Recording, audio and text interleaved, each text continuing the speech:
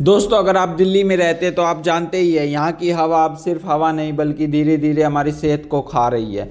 लेकिन असल में यह प्रदूषण हमारे शरीर को कितना नुकसान पहुंचाता है, आज हम बिल्कुल आसान भाषा में इसे समझेंगे। ये जहरीली हवा हमारे फेफड़ों, आँखों और बच्चों की सेहत पर क्या असर डालती है। फेफड़ों पर सबसे बड़ा हमला होता है प्रदूषण का। सबसे पहले बात है फेफड़ों की। PM2.5 और PM10 जैसे छोटे छोटे कण सांस के द्वारा फेफड़ों में पहुंच जाते हैं। यही वजह है कि दिल्ली में रहने वाले लोगों को बार बार खांसी आती है, गले में जलन होती है, सांस फूलती है उनकी और अस्थमा भी बढ़ जाता है। ये सभी परेशानियां लगभग आम सी हो गई है। दूसरी परेशानी दिल की। बहुत लोग सोचते हैं कि प्रदूषण सिर्फ सांसों की बीमारी बढ़ाता है, लेकिन सच तो यह है कि खराब हवा दिल पर भी असर डालती है। डॉक्टर कहते हैं कि समाग के दिनों में दिल में धड़कन अनियमित हो जाती है, बीपी बढ़ सकता है, दिल पर ऑक्सीजन की सप्लाई घट जाती है और यही वजह है कि हार्ट अटैक का खतरा इन दिनों काफ़ी बढ़ जाता है। आँखों की परेशानी।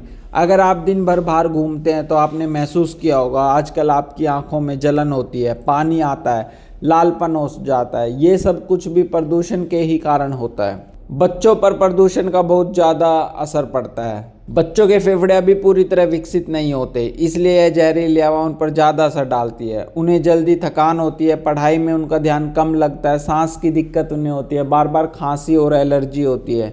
स्कूल जाने वाले बच्चों के लिए समय काफ़ी मुश्किल होता है। प्रदूषण का असर हमारे दिमाग पर भी पड़ता है। जी हाँ, कई लोग इन दिनों सिर दर्द और चिड़चिड़ेपन और माइग्रेन की शिकायत करते हैं। यह सब भी गंदी हवा और प्रदूषण के कारण होता है, जिसके कारण हमारी याददाश्त पर भी इसका असर पड़ता है।